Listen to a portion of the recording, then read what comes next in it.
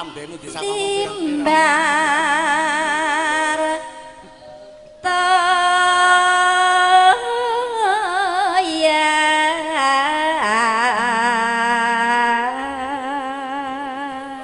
ala kowe bocah yungene sore-sore gerek ngapak saunine wong bagus ngira lagi bakal ngerti ya ketna ati apa kowe bakal ngerti nek nyong bagus greget mati kan biyen lah uduri kapedhe temen lha kowe mbok nembang nyong ora tawase nyuwi cincing jek klambi cekak ora ketang dadi batur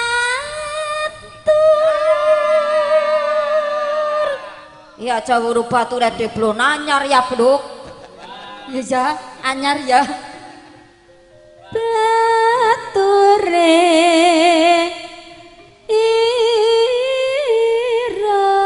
Mas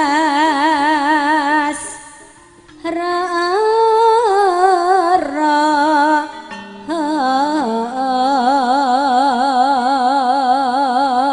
ala bayar pekayune are ngendi kowe ngelangsani temen aku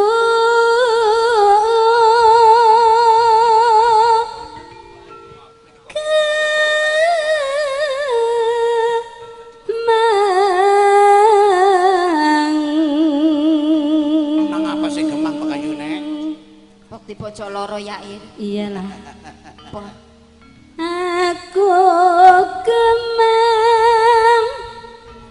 bakti layu wong beja-bejane wong wadon mulia dunya akhirate nek gelem diwayuke kepenak lah jarene sapa orang ngandel ya Ir temenan ke rasane wong diwayu rasane apa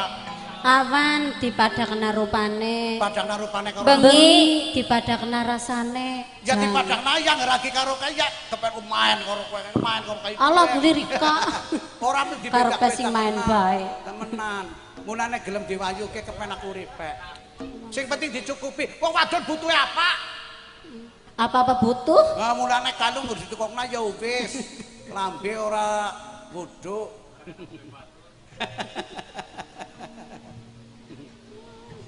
Mundak dadi lara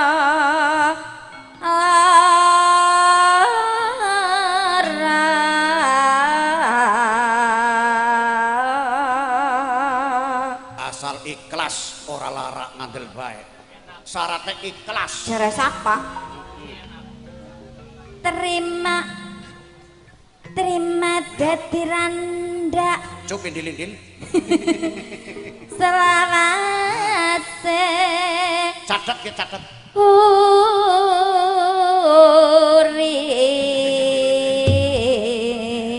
aluk dadi randa selawase urip jere darane dadi randa kepenak lah sending dadi omongan mingser ngene dadi omongan ning kepenak ya Ir kepenake nang endi karep lunga-lunga ora ana sing gondeli alah omongan sapa ya iya serampang serandal musuran iya timbang kelara-lara ya mending dadi randa iya